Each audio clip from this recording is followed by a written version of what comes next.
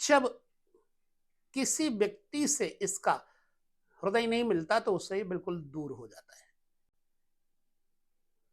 मतलब कटने लगता है, उसके साथ जुड़ता ही नहीं।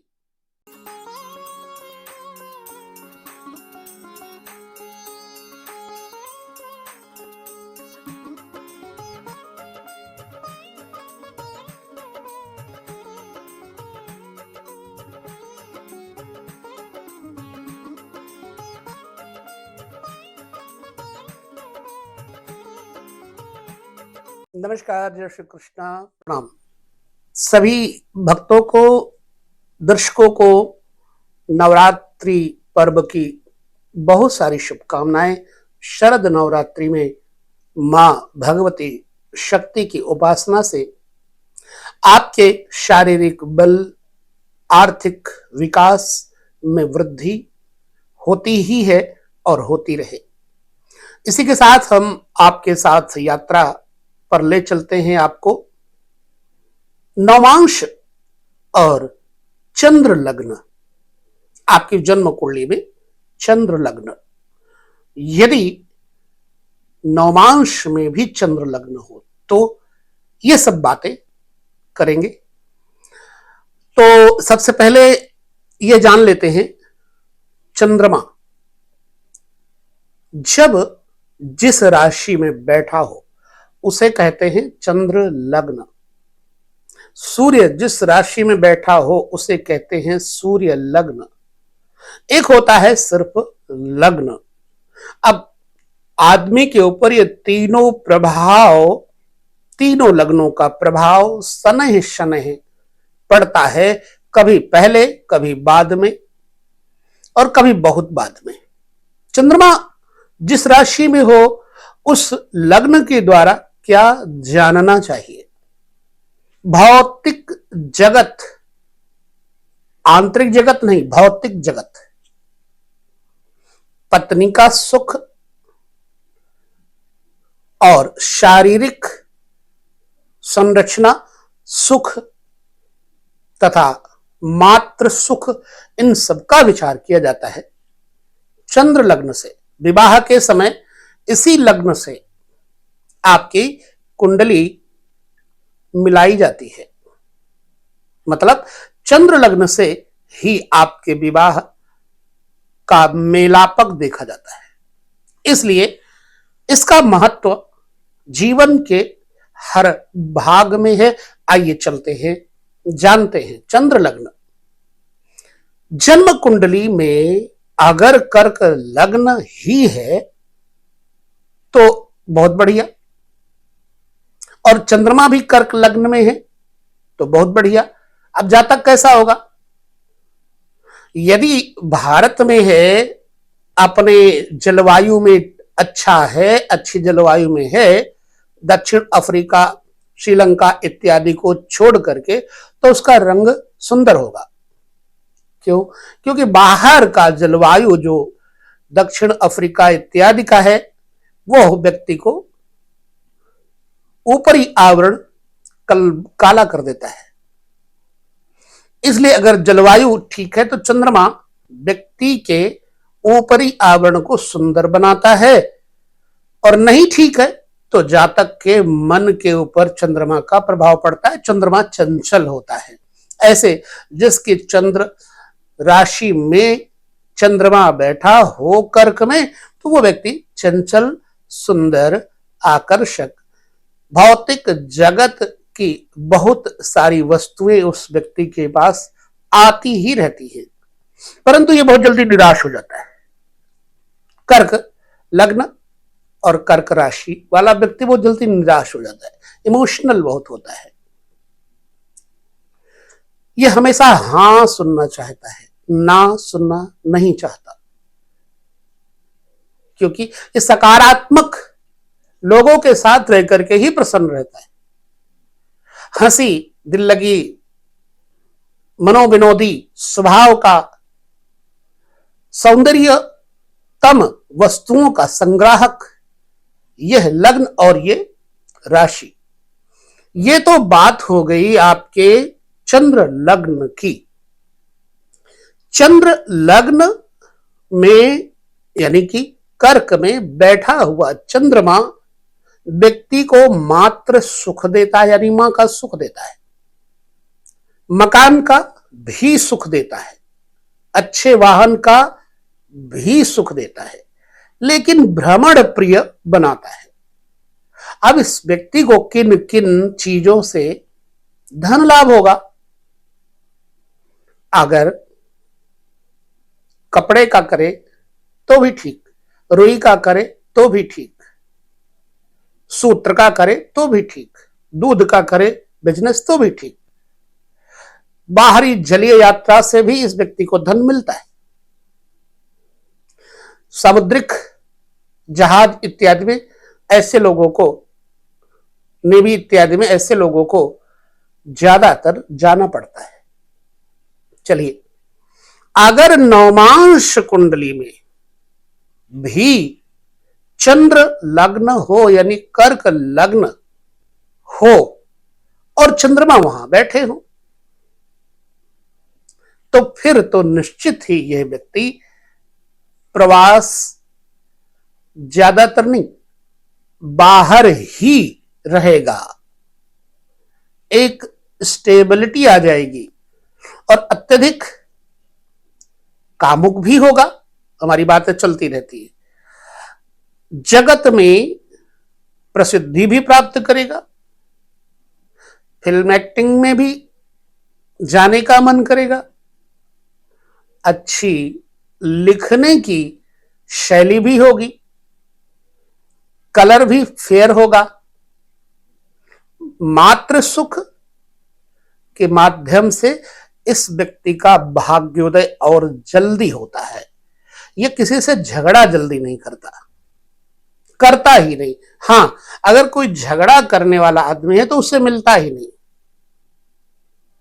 क्योंकि ये मनोविनोदी प्रकृति का होने के कारण जब किसी व्यक्ति से इसका हृदय नहीं मिलता तो उससे ही बिल्कुल दूर हो जाता है, मतलब कटने लगता है, उसके साथ जुड़ता ही नहीं। नवमांश चक्र में यदि कर्क राशि के अंतर्गत चंद्रमा है तो निश्चित ही यह व्यक्ति में गुण ऐसे पाए जाएंगे। जीवन के किसी भी पहलू में इस व्यक्ति को धन की कमी तो नहीं आती। जलवायु, जल में रहना, पानी इत्यादि से इसका आकर्षण रहता है। चलिए, अगर जन्म कुंडली के चंद्र कुंडली को उठाकर के नवमांश चक्र में चंद्रमा को सिंह राशि में देखें। अब नवमांश में यदि सिंह के अंतर्गत चंद्रमा पहुंच जाए तो व्यक्ति का स्वभाव, व्यक्ति के पत्नी का स्वभाव, व्यक्ति की मां का स्वभाव का, इस सब चीजों का फलादेश देखा जा सकता है। जब चंद्रमा सिंह लग्न में जाए नवमांश चक्र में, यानी सूर्य के राशि में चंद्रमा हो, सूर्य के नवमांश में चंद्रमा हो, तो जातक उग्र कर्मा हो जाता है। विशेष प्रकार से यह अभिमानी कह लो, परंतु मैं यह शब्द सही न समझकर इनके लिए स्वाभिमानी शब्द कहूंगा। अत्यधिक स्वाभिमानी, अपने मस्ती में रहना, अपने आनंद में रहना ज्यादा अच्छा लगता है। किसी के बहुत निकट रह करके यह व्यक्ति खुश नहीं रहता, एकांत से भी। अब अगर सिंह में है चंद्रमा तो निश्चित बात है कि सिंह के गुण इसके अंदर आएंगे, सिंह राशि के। अब सिंह का गुण क्या है? वन, पर्वत, गुफाओं में रहना, घूमना फिरना इत्यादि। तो एक ऐसा पीरियड आता है कि यह व्यक्ति स्वतंत्र विचारों वाला वन, पर्वत, गुफाओं इत्यादि में, जैसे मिलिट्री इत्यादि के क्षेत्रों में रह करके ये अधिक लाभान्वित होता है। या फिर साधु संतों के साथ रहकर यह प्रसन्न रहता है। प्रकृति का शौकीन, प्रकृति का प्रेमी, यह प्रकृति का संरक्षण करना इस व्यक्ति को प्रिय लगता है, इसलिए अपने आप में रहना। अब व्यवसाय अगर ये करे, नवमांश में जन्म कुंडली के अंतर्गत नवमांश में सूर्य की राशि में चंद्रमा बैठे हो, तो यह व्यक्ति व्यापार धातुओं का कर सकता है, रत्नों का और मंडी का, सोने का व्यापार कर सकता है। अब चंद्रमा यदि कन्या में हो नवमांश में, तो बुध की राशि में चंद्रमा चले गए, बुद्धिजीवी व्यक्ति हो गया। एक ऐसा पर्व, एक ऐसा समय आता है कि उस व्यक्ति में कन्या यानी बुध के गुण आ जाते हैं। अब ये व्यक्ति बहुत जल्दी किसी बात की कॉपी करने में समर्थ होगा। नवमांश में अगर किसी के चंद्रमा कन्या बुध की राशि में है, तो बौद्धिक प्रभाव, व्यापारिक प्रभाव, इलेक्ट्रॉनिक्स कामकाज, जो घर गृहस्थी की, संजोने की, बनाने की चीजें हैं, उनसे इसका बड़ा आकर्षण होता है। यह व्यक्ति कंप्यूटर, सॉफ्टवेयर, इंजीनियरिंग इत्यादि में सफलतम स्वयं को देख सकता है। दो राशियां हैं, कन्या राशि में चंद्रमा यदि है तो व्यक्ति में मधुरता, हास परिहास जैसे गुण पाए जाते हैं। लेकिन अगर मिथुन राशि, बुध की दूसरी राशि मिथुन है, अगर मिथुन राशि में चंद्रमा है तो व्यक्ति में थोड़ा अभिमान पाया जाएगा। जाहिर सी बात है कि मिथुन पुरुष वर्ग यानी पुरुष संज्ञा है, मेल होने के कारण इसमें बुद्धिमानी का अभिमान भर जाता है। और ये ज्यादातर बैंक में, स्वाध्याय शिक्षण संस्थानों में, प्रैक्टिकली किसी को प्रैक्टिस करवाने में, योग अभ्यासी इत्यादि हो सकता है। लेकिन कम बोलेगा, और बोलेगा तो ऊंचा और अच्छा बोलेगा। किसी को प्रभावित करने के लिए नहीं, अपने स्वभाव से बोलेगा, लोग इससे प्रभावित जरूर होंगे। लिहाजा यदि नवमांश में मिथुन के अंतर्गत चंद्रमा है तो जातक में एक ऐसा पर्व, एक ऐसा समय काल जीवन में आता है कि वो अत्यधिक बुद्धिमान बन जाता है। अचानक उसका नाम समाज लेने लगता है।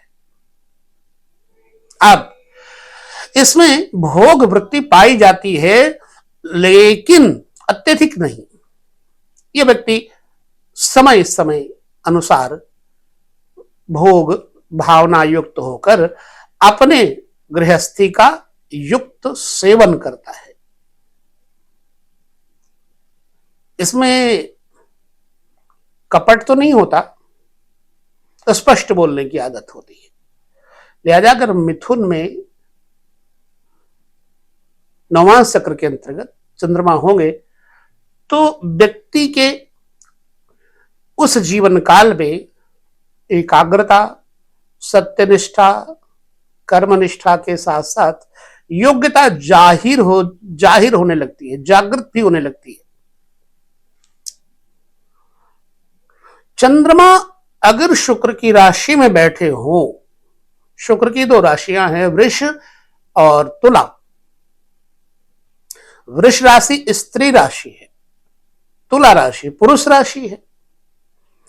तो पुरुष राशि में यदि होंगे तो इस व्यक्ति में एक ऐसा समय आता है जीवन का कि इसमें कुछ स्त्रियोचित गुण आने लगते हैं, फीमेल जैसे गुण आने लगते हैं। आकर्षक होगा, इसका शरीर सुगठित नहीं होगा लेकिन लंबा, छरहरा और नॉर्मल तथा कोमल होगा।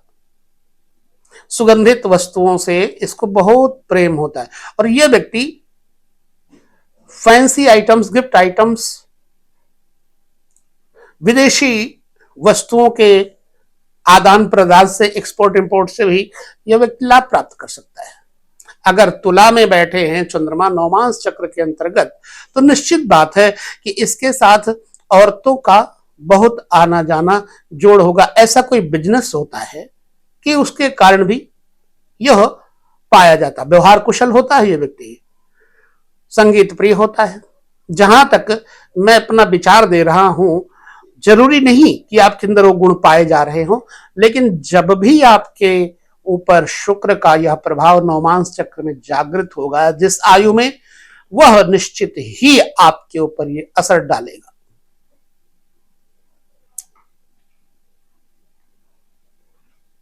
अब वृष राशि यानी कि शुक्र की दूसरी राशि वृष है।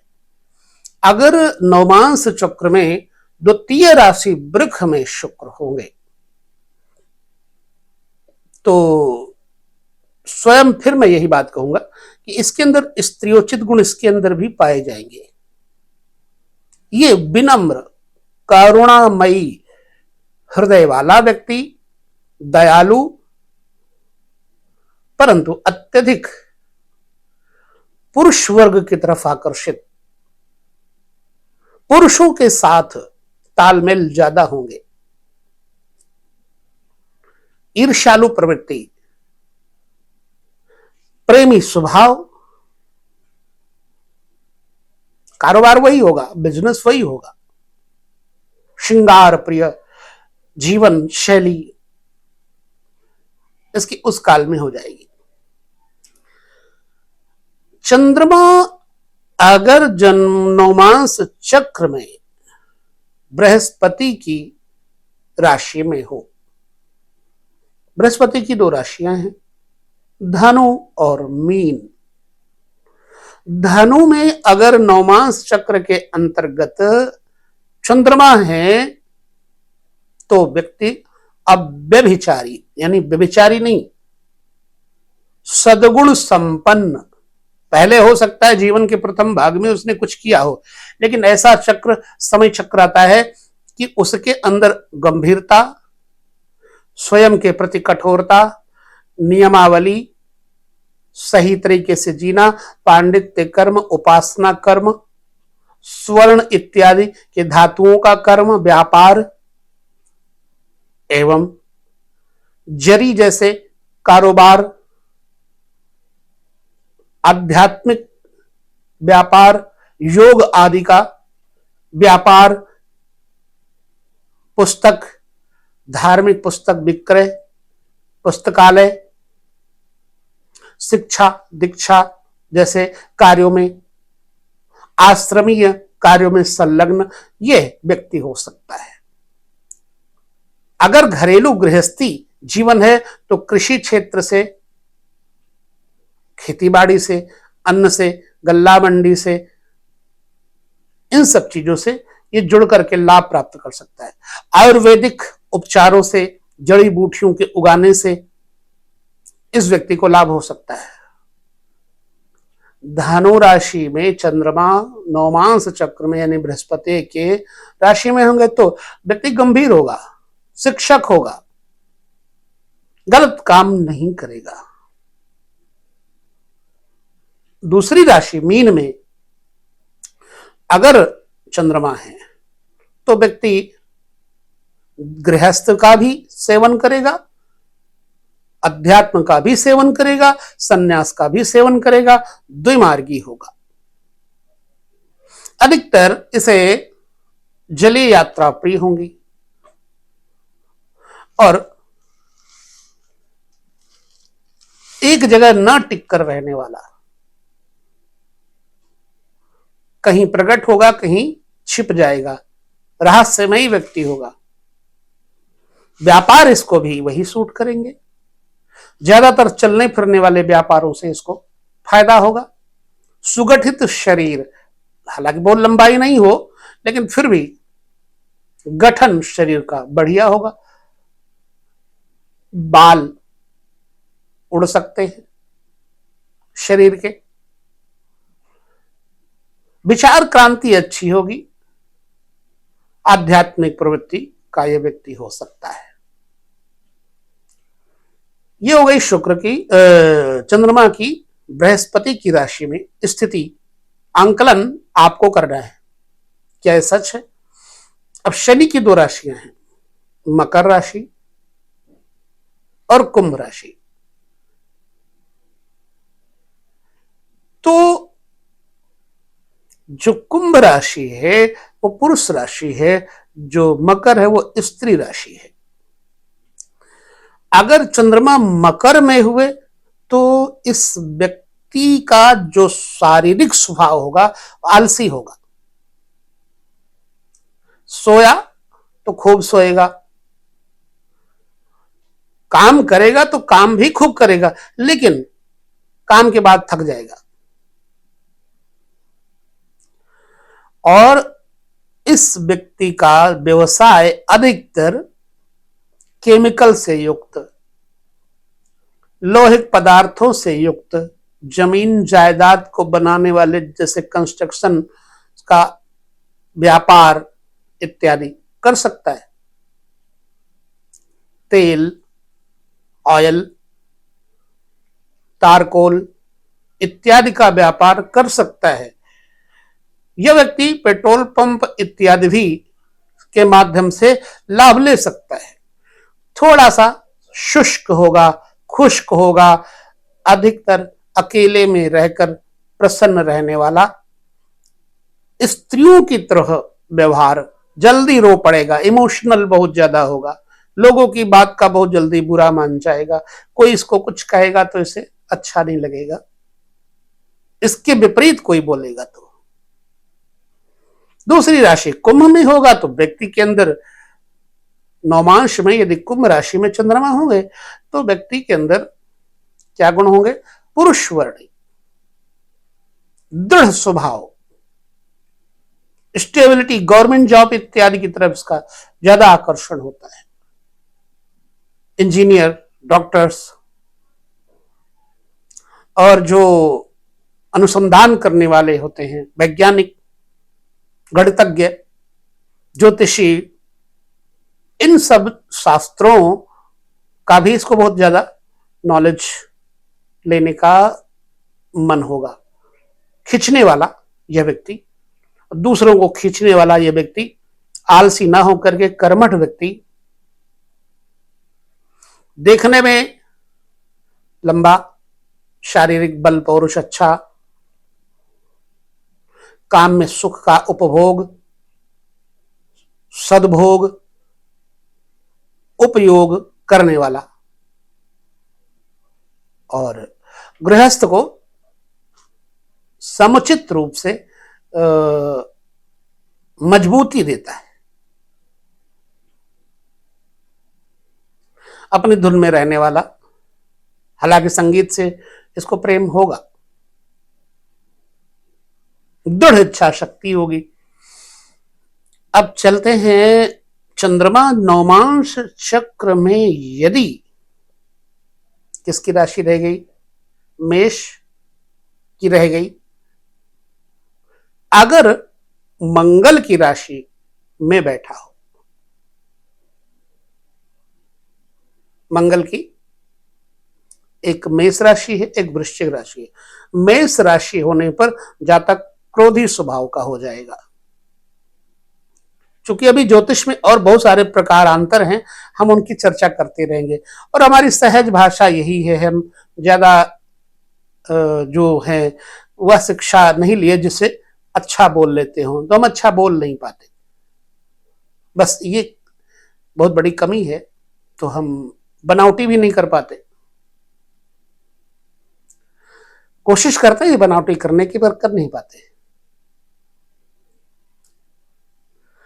तो मेष लग्न नवमांस चक्र में मेष के अंतर्गत चंद्रमा होने से जातक में थोड़ा उग्र प्रकृति और पित्तो प्रकृति, कृषि क्षेत्र इत्यादि से लाभ, दूध डेयरी फार्म इत्यादि से भी लाभ, ज्वलनशील पदार्थों से भी लाभ। वैसे अगर ये सर्विस इत्यादि करे तो मिलिट्री, पुलिस जैसे विभागों में ये लाभ ले सकता है। भ्रमणशील रहना पसंद है। यह व्यक्ति सबके साथ रहकर प्रसन्न होता है, समाज के वर्ग को जोड़ के प्रसन्न होता है, शिक्षा शास्त्र इत्यादि में रुचि वाला होता है।